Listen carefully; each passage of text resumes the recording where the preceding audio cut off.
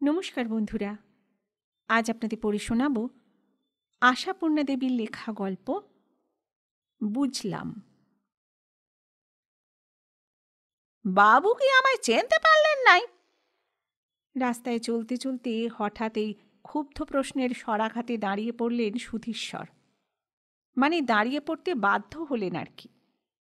ক্ষণ পূর্বেই ক্রাচ ধরা এই লোকটা চলমান সুধীশ্বরের সামনাসামনি দাঁড়িয়ে পড়ে কোনো মতে একখানা হাতের ভরেই শরীরের ভারসাম্য রক্ষা করে একটা সেলাম জানিয়েছিল বটে, কিন্তু সত্যি বলতে সুধীশ্বর সেটা দেখেও না দেখার ভান করে কেটে পড়ার তাল করেছিলেন।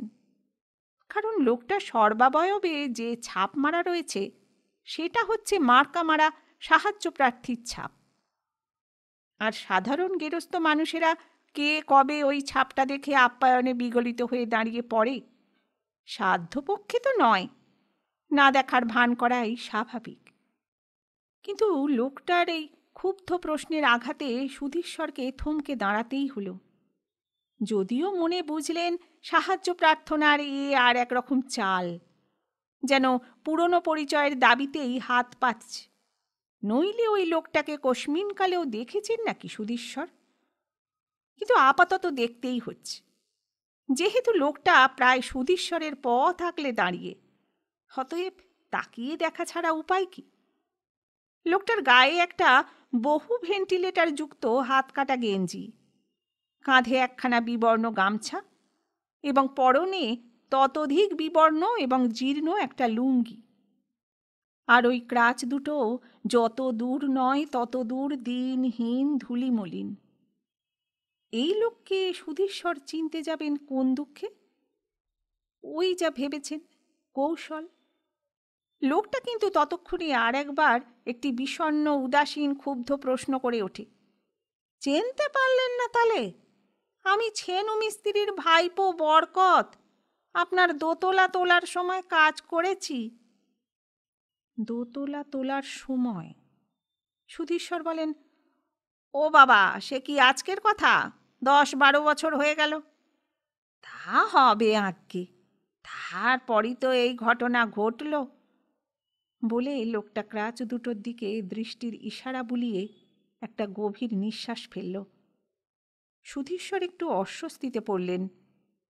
ছেনু মিস্ত্রির নামটা মনে পড়ল বটে, কারণ পয়সা কড়ির হিসেব নিকেশের কাগজে পত্রে ছেনু নামটা অনেকবার লিখেছেন মনে হচ্ছে।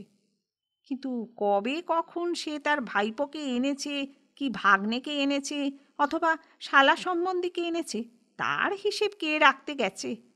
মুখই বা মনে রাখবার দায় পড়ে কার?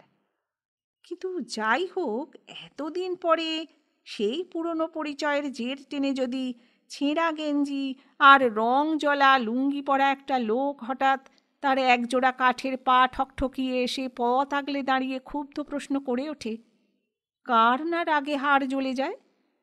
সুধীশ্বর তো মহাপুরুষ নন যে জ্বলবে না। বোঝাই তো যাচ্ছে ব্যাপার।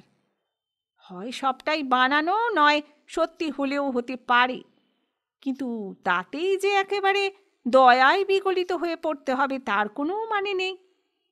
সুধীশ্বর মনে মনে শক্ত হলেন। তবে কেউ যদি তাকে চিনতে না পারার জন্যে উদাসীন ক্ষোভে অভিমান জানাতে বসে, একেবারে দুচ্ছাই করা যায় না।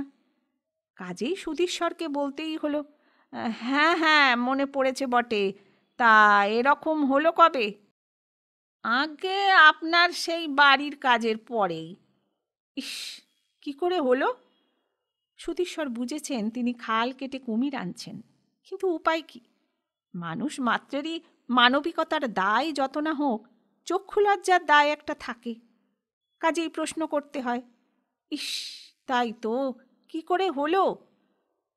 বরকতই যদি সত্যি নাম হয় তো বরকত মাথাটা একটু ঝুঁকিয়ে বলে, নাসিব, এতটুকুন বয়স থেকে ভাড়ায় উঠছি 3 তলা 4 তলা। প্রথম দিকে জোগাড়ের কাজে ইট মাথায় নে, মশলা মাখা কড়া মাথায় নে, তৎপরে মিস্ত্রি হয়ে কর্নিক নে। কোনো দিন পা ফসকালো না, আর সেদিনকে সামান্য দোতলার ভাড়া থেকে ফসকে। শেষটা আর বলল না, শুধু একটা ড্যাশ টেনে ছেড়ে দিল। সুধীশ্বর কি বলবেন? বলতে তো কিছু হবেই, বুঝছেনই যখন দু একটা টাকা খসবেই, তাই সহানুভূতির ছায়া সম্বলিত আলগা গলায় বললেন, তা ছেনু তোমায় দেখে শোনে তো? খুড়ো! বরকতের মুখে একটু হাসি ফুটে ওঠে, উদাস বিষণ্ণ দার্শনিক হাসি। ভাঙা যন্তরকে আর কে গলায় বেঁধে বেড়ায় বাবু? কেজো লোকের কাছে অকেজো মানুষের দাম কি? এই প্রশ্নটুকুর মধ্যেই যে সে সুধীশ্বরের প্রশ্নের উত্তর দেয় তা বুঝতে অসুবিধে হয় না। বাড়ির কাছাকাছি এসে না হোক কি একটু দেরি আছে, সুধীশ্বরের মনের মধ্যে চাঞ্চল্য, তবু বলে ফেলতে বাধ্য হন, তাই তো, তাহলে তো খুব মুশকিলে পড়ে গেছো দেখছি। যিনি মুশকিল দেবার মালিক তিনি মুশকিল আসানেরও মালিক বাবু। বরকতের কণ্ঠস্বর নির্লিপ্ত। পূর্ব কাজ তো আর করা চলল নাই, অন্য কাজ নিতে হয়েছে। মাদুর বুনছি বাবু, এখনকার যে লাইলনের কাঠির মাদুর হইছে ওই কাজটা শিখে নেছি। ব্যাপারীরা ওজন করে কাঠি দিয়ে দেয়, আবার মাদুর ওজন করে নিয়ে যায়। ভালো, তা ভালো। সুধীশ্বর উৎফুল্ল গলায় বলেন, অনেক কম কষ্টের কাজ, কি বলো? আগে যা বলেন। বরকত শান্ত মুখে বলে, তবে দালান কোটা ছাদ দেয়াল বানানোর যে সুখ, সে সুখ কি আর ওই মাদুর বানানোয় হয়? যাক, খোদা যখন যেমন রাখেন। সুধীশ্বর দায় সারাভাবেই বলে ওঠেন, সে তো নিশ্চয়ই, ছেলেবেলা থেকে যেটা করে আসছো তার মতো কি আর। আচ্ছা। সুধীশ্বর মনে মনে পকেটে হাত দেন, কি করা যাবে? 2 টাকা দিয়ে মিষ্টি খেয়েও বলবেন, না 1 টাকা ধরে দিয়ে চা খেয়েও বলবেন? আগে থেকে দিয়ে দেওয়াই ভালো, নচেত দুম করে যদি বলে বসে, গোটা 5 টাকা যদি দেন বাবু, রেশন তোলা হয় নাই, তাহলেই তো প্যাঁচে পড়ে যেতে হবে। 1 টাকার নোট আছে তো পকেটে, নাকি লাল রঙা 2 টাকাই শুধু? তাহলেই তো মুশকিল। ক্ষণকাল চিন্তার পক্ষে অনেক কাল। সুধীশ্বরের এই চিন্তার জন্য যে মুহূর্তটুকু দরকার হয়েছিল, তার মধ্যেই ওই হতভাগা লোকটা আবার এক হাতের ভরে ভারসাম্য রক্ষা করে নিজের পকেটের মধ্যে মুঠো ঢুকিয়ে আবার বার করে নিয়েছে এবং লজ্জা লজ্জা গলায় বলে উঠেছে, একটা কথা বলতে লজ্জা লাগছে বাবু। সুধীশ্বর মনে মনে বলেন, তা জানি, অনেকক্ষণ আগেই বুঝেছি। লোকটা অবশ্য মনের কথা শুনতে পায় না, বলে চলে, বলছিলাম কি, অনেক দিনের ব্যাপার, আপনার বোধহয় স্মরণেও নাই, তবু ঋণ শোধ বলে কথা। তাই বলতেছি, আমার কাছে আপনি 4টে টাকা পেতেন। 2 টাকাওয়ালা লালচে নোট সমেত হাতটা বাড়িয়ে ধরে বরকত। সুধীশ্বর ওই লোকটার কাছে টাকা পেতেন, আর লোকটা সেই পাওনা টাকা ফেরত দিতে সুধীশ্বরকে রাস্তায় পাকড়াও করেছে। বাংলা কথা শুনছেন সুধীশ্বর, নাকি কোনো প্রস্তরলিপির ভাষা? না, এ নির্ঘাত কোনো নতুন ধরনের জালিয়াতির জাল পাতার ফিকির। হয়তো ওই নোট দুটোর মধ্যে কোনো চিহ্ন টিহ্ন করা আছে, তারপর কে জানে কখন কোন কৌশলে পেঁচে ফেলবে। সুধীশ্বর বিরক্ত গলায় বলেন, খামোকা আমি তোমার কাছে টাকা পেতে যাব কেন বাপু? রাখো ওসব, আমার কাজ আছে। বরকত মৃদু হেসে বলে, বাবু কি আমায় সন্দেহ করছেন? ভয় নাই, এ হতবাগা খোঁড়া বরকতের এমন ক্ষমতা নেই যে আপনার সঙ্গে চালাকিবাজি করতে আসবে। একটুকু কষ্ট করে মনে করে দেখুন, আপনার বাড়ির কাজ শেষ করার দিনকে আপনি আমায় 6 টাকা দেবার জায়গায় একখানা 10 টাকার নোট দিয়ে বলেছিলেন কি না, ভাঙিয়ে নে, বাকি 4 টাকা ফেরত দিতে। সুধীশ্বর থমকে থাকালেন। হঠাৎ ঝাপসাভাবে ওই রকম কি যেন একটা কথা মনে পড়ে গেল। মনে হচ্ছে তদবধি আর ফেরেনি লোকটা, এবং সেই ব্যাপার নিয়ে দেবযানী সুধীশ্বরের বোকামি এবং ফতো উদারতার কথা তুলে সুধীশ্বরকে বহু ধিক্কার দিয়েছিলেন। এই তাহলে সেই জোচ্চোর লোকটা। অবশ্য এই শ্রেণীর লোকেদের কাছে এ ধরনের ব্যবহার অপ্রত্যাশিত নয়। অপ্রত্যাশিত এখনকার ব্যাপারটা। এত বছর পরে কি ওনার বিবেক জাগ্রত হয়ে উঠল? এত সাদাসিধে অর্থটা মেনে নিতে পারলে ল্যাঠা চুকে যায়, কিন্তু মেনে নেওয়া তো সহজ নয়। সুধীশ্বর বলেন, কি জানি বাপু, অনেক দিনের কথা মনে পড়ছে না ঠিক। তাই যদি হয় এতদিন পরে হঠাৎ। বরকত নিঃশ্বাস ফেলে বলে, সেই কথাই তো বললাম তখন বাবু, পরদিনই তো ভাড়া থেকে পড়ে গিয়ে হাড়গোড় ভেঙে হাসপাতাল, তারপর কত ঘাটে জল খেয়ে বেড়াচ্ছি, 4টে টাকাই জোগাড় করে উঠতে পেরে উঠছি নে, কিন্তু মনের মধ্যে তো কাঁটা খচখচ করেই চলেছে। কেবল মনে হচ্ছে বাবুরা ভাবতেছেন বরকতটা ছোট লোক। নেন বাবু, দয়া করে আমাকে ঋণ মুক্ত করুন। সুধীশ্বর মনে মনে মরমে মরেন। এতক্ষণ ধরে কত কি ভাবছিলেন তিনি, আর কোনো ভাবনাটাই ভদ্রজনোচিত নয়, অথচ লোকটা সত্যিই অনেস্ট। কিন্তু সুধীশ্বর কি করে ওর কষ্টে জোগাড় করা টাকা কটা হাত পেতে নেবেন? সুধীশ্বর মোলায়েম গলায় বলেন, বেশ বাবু, ধরে নাও আমি নিয়েছি, তুমি ঋণ মুক্ত হয়েছ, এখন ওটা আমি তোমায় মিষ্টি খেতে দিচ্ছি। বরকতের বিনীত মুখটায় এখন একটু দৃঢ়তা ফুটে ওঠে। বেশ স্থির গলায় বলে সে, তা হয় না বাবু, এটা আপনাকে নিতেই হবে। আপনি না নিলে আমায় আপনার বাসায় যেয়ে গিন্নিমাকে দিয়ে আসতে হবে। এই না না, ওসবে দরকার নেই। সুধীশ্বর হাঁ হাঁ করে ওঠেন। গিন্নিমার মুখোমুখি গিয়ে পড়লে অবস্থা কি দাঁড়াবে কে বলতে পারে। ক্রমেই তো মনে পড়ছে সুধীশ্বরের একদা একটা রাজমিস্ত্রির হাতে 6 টাকার জায়গায় 10 টাকার নোটখানা দেওয়াতে দেবযানী কি ধিক্কারই দিয়েছিলেন সুধীশ্বরকে, এবং বলেছিলেন, আমি এই স্ট্যাম্প কাগজে লিখে দিচ্ছি, ও আর এ মুখ হবে না। দেবযানীর সেই ভবিষ্যৎবাণী ফলেছিল। এখন আবার হঠাৎ সেই লোকটাকে দেখে, দেবযানী যদিও ঠিকই চিনবেন, তিনি কাউকে একবার দেখলে আর জীবনে ভোলেন না। দেখে যদি সঙ্গে সঙ্গেই বলে ওঠেন, অথবা সুধীশ্বর মনে মনে যে সন্দেহ করছিলেন সেইটাই স্পষ্ট করে বলে ওঠেন, স্পষ্ট বক্তা বলে সুনাম আছে অবশ্য দেবযানীর, সুধীশ্বর বেশ বিপদেই পড়বেন। তার বিব্রত বিপন্ন মুখ দেখেই সেটা ধরা পড়ে। নিতান্ত অনিচ্ছা সত্ত্বেও তিনি হাতটা বাড়িয়ে বলেন, নেহাত যখন ছাড়বে না দাও, তবে আমার কথাটাও রাখতে হবে বাপু। এই তো আমি নিলাম, পকেটেও রাখছি, এবার এইটা তোমাকে নয় তোমার ছেলে মেয়েকে মিষ্টি খেতে দিচ্ছি। সুধীশ্বর অন্য পকেট থেকে একখানা 5 টাকার নোট বার করে এগিয়ে ধরেন। ভাবেন কথার প্যাঁচে কাজটা গুছিয়ে ফেললেন, লোকটার চক্ষু লজ্জাটা কাটবে। কিন্তু সঙ্গে সঙ্গে হেসে ওঠে বরকত, মাথা নাই তার মাথা ব্যথা, বেশাদি হলো কবে বরকতের যে ছেলে পুলেকে মিষ্টি খাওয়াবেন? আপনি যদি ভালোবেসে আমায় চা খেতে 4 ঘন্টা পয়সা দিতেন মাথায় করে নিতাম, কিন্তু এক্ষেত্রে নয়।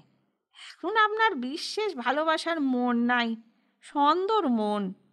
আপনারা ভদ্রলোক, জানেন গরিব মাত্তরি চোর জোচ্চোর ছোট নোক। ঋণ শুদ্ধে আসাও হয়তো বরকতের একটা ছলনা, বেনো জল ঢুকিয়ে ঘরের জল বার করে নেবে। সুধীশ্বর যেন কোণঠাসা হয়ে পড়েন। কিন্তু পড়ে থাকলে তো চলবে না, উঠতে হবে তো। তাই আলগা গলায় প্রতিবাদ করে ওঠেন, বাহ, এসব আবার কি কথা, সন্দেহ করতে যাব কেন, প্রথমটা তোমায় চিনতে পারছিলাম না তাই। তাহলে ভালো, তা নয় যখন। বরকত যেন ছেলে ভুলোনো গল্প ফেলেছে এইভাবে বলে, তাহলে ভালো, তবে এ নোট আপনি এখন রেখে দেন বাবু, ভবিষ্যতে দেখা যাবে। এই দেখো, ভবিষ্যতে আমি তোমায় কোথায় পাবো? আগে পৃথিবী থেকে বরকত নামটা মুছে না গেলে দেখা হবেই। বলে পাশ মোড়া দিয়ে চলে যায় বরকত। সুধীশ্বর 5 টাকার নোটখানা হাতে নিয়ে দাঁড়িয়ে থাকেন বোকার মতো। তারপরে হঠাৎ দেখেন তার বাড়ির দিক থেকে একখানা তেল পিছলনো বটল গ্রিন রঙের অ্যাম্বাসাডার গাড়ির জানলা থেকে একখানা হাস্যোজ্জ্বল মুখ বেরিয়ে চেঁচিয়ে বলছে, মামা চললাম, টাটা, বলে সাঁ করে পাশ দিয়ে বেরিয়ে গেল। আরও বোকার মতো তাকিয়ে থাকলেন কিছুক্ষণ। কে ও? মামা বলল কে তাকে? সুধীশ্বরকে ওই রকম মাই ডিয়ারি ভঙ্গিতে যে শুধু মামা বলে সম্বোধন করে, তার তো ওরকম একখানা অ্যাম্বাসেডার গাড়ির স্টিয়ারিং ধরে বসে আশ্চর্যল মুখে মুখ বাড়াবার কথা নয়। তবে কি বেচারিকে শেষ পর্যন্ত একটা ড্রাইভারির চাকরি নিতে হয়েছে? তাই তো। নাকি ও আর কেউ, রাস্তার আর কাউকে বলে গেল? এখন একটু পা চালিয়ে বাড়ি ফিরলেন সুধীশ্বর, আর ফিরেই দেখলেন বাইরের দরজা দুহাট করে খোলা এবং দেবযানী দাঁড়িয়ে রয়েছেন, কেমন একরকম আনন্দ বিহ্বল অভিভূত, অথচ যেন হতাশ হতাশ মুখে। কি হলো হঠাৎ? কিন্তু চিন্তার জন্য কি মুহূর্ত সময় পেলেন সুধীশ্বর? পেলেন না। দেবযানীর সেই বিহ্বল অভিভূত হতাশ মুখ মুহূর্তে রুষ্ট, ক্ষুব্ধ, তীব্র হয়ে উঠল। প্রায় ঝাঁপিয়ে উঠে বলে উঠলেন তিনি, একখানা ব্লেড কিনে নিয়ে আসি বলে বেরিয়ে কোথায় গিয়ে বসেছিলে? এদিকে কত কাণ্ড হয়ে গেল। সুধীশ্বর থমকে দাঁড়ান। কাণ্ডটা কি? ভুটু এসে চলে গেল। দেবযানী উদ্দীপ্ত হলেন, মামা মামা করে অস্থির হলো। তোমার আর দেখা নেই, কাহাতক বসে থাকবে? আমার কপাল, কতদিন বাড়িতে কত কি থাকে, আজ একটা গুঁজিয়া পর্যন্ত নেই, অথচ এনে দেবারও লোক নেই। নবা মুখ পোড়া দেশে গিয়ে আমার যা হাঁড়ির হাল করেছে তা আমিই জানি। তুমি যদি ঠিক সময় ফিরতে, তুমি তো চট করে একবার গিয়ে এনে দিতে পারতে। লজ্জায় মাথা কাটা গেল আমার, শুধু একটু চা ধরে দিতে। অথচ ও এই এত বড় এক বাক্স কড়া পাকে সন্দেশ নিয়ে এসে প্রণাম করল। ছি, আমার যেন মরে যেতে ইচ্ছা করছে। তা এতই যদি মামা মামা বসতে পারলো না আর একটু? বসতে পারবে? দেবযানী যেন ফেটে পড়েন। ও যেন নিকামাইয়ের দর্জি, বলে কত দিকে কত অ্যাপয়েন্টমেন্ট। আজই সন্ধে বোম্বে চলে যেতে হবে। সময়ের অভাবে প্লেনে ছাড়া আনাগোনাই করতে পারে না। শুধু তার মধ্যেই ফাঁক বার করে মামা মামি বলে ছুটে এসেছে, আর মামা কিনা শুধু শুধু। এতক্ষণে সুধীশ্বর প্রশ্ন করেন, কিসে এসেছিল ভুটু? কিসে আবার? নিজের মস্ত গাড়িতে। সাথে কি আর বলেছে বাণিজ্যে বসতি লক্ষ্মী? 3 বছরে কপাল কিরকম ফিরিয়ে নিয়েছে যদি দেখতে। কি পোশাক আশাক, কি স্মার্ট কথাবার্তা, অথচ এতটুকু চাল অহংকার নেই। আমি শুধু চা দিতে ছটপট করছিলাম বলে আমার পিঠে হাত বুলিয়ে কি মিষ্টি করে যে বলল, তুমি মন খারাপ করো না মামি, এবার যখন আসবো তোমার রান্নাঘরের দরজায় বসে তোমার হাতের বড়া ভাজা খেয়ে যাব। এ কথার পরও যে সুধীশ্বর কি করে বিগলিত না হয়ে স্থির হয়ে তাকিয়ে থাকেন, সেটা কিছুতেই বুঝতে পারেন না দেবযানী। তাই আরও ঘোরালো আর জোরালো গলায় বলে ওঠেন, তবু ওর মিষ্টি দিয়েই ওকে সাধলাম। বললাম, এই তো তুই আমায় দিলি, তবে আমারই হয়ে গেল, মনে কর আমি দিচ্ছি। তা শিউরে উঠল, বলল, মিষ্টি? তার ছায়া মারানো বারুণ। গরিবের যে ঘোড়া রোগ ধরেছে, ডায়াবেটিস ঢুকেছে শরীরে, ঠিক আগের মতোই আছে। সেই তরবরে কথা। যাবার সময় বলে গেল, মনে বড় খেদ নিয়ে চললাম মামি, মামার সঙ্গে দেখা হলো না। কি করছিলে বলো তো এতক্ষণ? রাস্তায় দাঁড়িয়ে পড়ে কারোর সঙ্গে আড্ডা দিচ্ছিলে নিশ্চয়ই। সুধীশ্বর একটু হেসে ওঠেন, ধরেছ ঠিক। রাস্তায় হঠাৎ ছেনু মিস্ত্রির ভাইপোর সঙ্গে দেখা। কার ভাইপো? দেবযানী চকিত।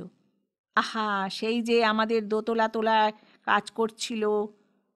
দেবযানী ভুরু কুঁচকে বলেন, তার একটা ভাইপো না ভাগ্নে কে যেন কিছু টাকা মেরে দিয়ে পালিয়েছিল না? সুধীশ্বর আরও একটু হেসে বললেন, তোমার মেমারিটা তো খুব শার্প। সেই লোকটাই, তবে টাকা মারেনি। লোকটার তারপর বড় বিপদ ঘটে গেছে। ভাড়া থেকে পড়ে গিয়ে 2 পাই গেছে, ক্রাচ নিয়ে হাঁটতে হচ্ছে। ওহ, তাই বলো? দেবযানী তিক্ত হাসি হেসে বলে, সাহায্য চাইতে এসেছিল? তা দিয়েছ তো পকেটে যা ছিল। মহাপুরুষের অবতার। এদিকে নিজের ভাগ্নেটা মামার সঙ্গে দেখা করব বলে বসে আছে, ওদিকে উনি ছেনু মিস্ত্রির ভাইপোর সঙ্গে রাস্তায় গল্প জুড়েছেন। ধন্য ধন্য। আবার কবে কলকাতায় আসে ছেলেটা কে জানে, কে জানে কবে দেখা হবে। দেবযানী একটা ক্ষোভের নিঃশ্বাস ফেলেন। সুধীশ্বর একটু হেসে বলেন, আমার মনে হচ্ছে বোধহয় দেখা হয়েছে। একটা ডিপ গ্রিন অ্যাম্বাসেডার গাড়ি চড়ে এসেছিল তো। বোধহয় দেখা হয়েছে? তুমি আজকাল সিগারেট ছাড়া আরও কিছু ধরেছ নাকি? দেবযানী বলেন, গাড়িটা তো ঠিকই বলছো, কিন্তু বোধহয় মানে মানে হচ্ছে ডিটেকটিভদের কানের পাশ দিয়ে গুলি চলে যাবার মতো সাঁ করে পাশ দিয়ে বেরিয়ে গেল কিনা গাড়িটা। ভেতরের লোকটা যে কাকে টাটা করে গেল ঠিক বুঝতে পারিনি, মনে হলো যেন ভুটু। আশ্চর্য, দেবযানী বলে ওঠেন, নিজের ভাগ্নে অথচ ঠিক বুঝতে পারলে না? মনে হলো যেন অবিশ্বাসী চেহারাটা খুব পাল্টেছে। কে বলবে সেই বেকার বাউন্ডুলে তালপাতার সেপাই ছেলেটা এখন যেন একেবারে রাজপুত্তুরের মতো। কথায় আছে, সুখের ঘরে রূপের বাসা। তবে হ্যাঁ, বাহাদুর ছেলে বটে। মাত্র 3টে বছরের মধ্যে কি হালই ফিরিয়ে নিয়েছে। সুধীশ্বর ওই আলোজ্জ্বল মুখখানির দিকে তাকিয়ে হঠাৎ খপ করে বলে ওঠেন, ভালো ভালো, তা তোমার সেই টাকাটা ফেরত দিয়েছে? টাকা? আমার? আমার আবার কি টাকা? তুমি কি স্বপ্ন দেখছ? সুধীশ্বর অবিচলিত গলায় বলেন, বাহ, 3 বছর আগে শেষ যেদিন এসেছিল, তোমার একখানা 100 টাকার নোট ভাঙিয়ে আনতে বেরিয়ে গিয়ে আর ফেরেনি, মনে নেই? তারপর তো এই এলো, বলল না সে কথা? দেবযানী ঝংকার দিয়ে বলে ওঠেন, সেই কথা বলতে বসবে ও? বলি এই 3 বছরে ও স্বর্গমর্ত পাতাল 3 ভুবন চষে বেরিয়ে কি না কি করে বেড়াচ্ছে। হাজার চিন্তায় রাত দিন মাথার মধ্যে ইঞ্জিন চলছে। ওই তুচ্ছ কথাটা মনে আছে ওর? চমৎকার! 100 টাকা এতই তুচ্ছ যে মনেই থাকবে না? দেবযানী ক্রুদ্ধ গলায় বলেন, না তো কি তোমার ওই টাকা কটা মেরে দেবে বলে ইচ্ছে করে ভুলে গেছে ও? এখন ওর যা অবস্থা দেখলে বুঝতে 100 টাকা ওর হাতের ময়লা। কিন্তু নির্লজ্জ সুধীশ্বর এহেন নজিরেও লজ্জিত না হয়ে বলে ওঠেন, তা ওর না হয় 100 টাকা হাতের ময়লা, তোমার তো নয়। তুমি মনে করে দিতে পারতে। আমি আমি মনে করিয়ে দিতে পারতাম? দেবযানী ফেটে পড়েন, আমি তোমার মতো চোখের চামড়াহীন নির্লজ্জ নই, বুঝলে? সুধীশ্বর মৃদু হেসে বলেন, বুঝলাম। গল্পটি শুনে যদি আপনাদের ভালো লেগে থাকে তবে অবশ্যই ভিডিওটি লাইক করে দেবেন এবং চ্যানেলটি সাবস্ক্রাইব করে রাখবেন ভবিষ্যতে আরও গল্প শোনার জন্য। ধন্যবাদ।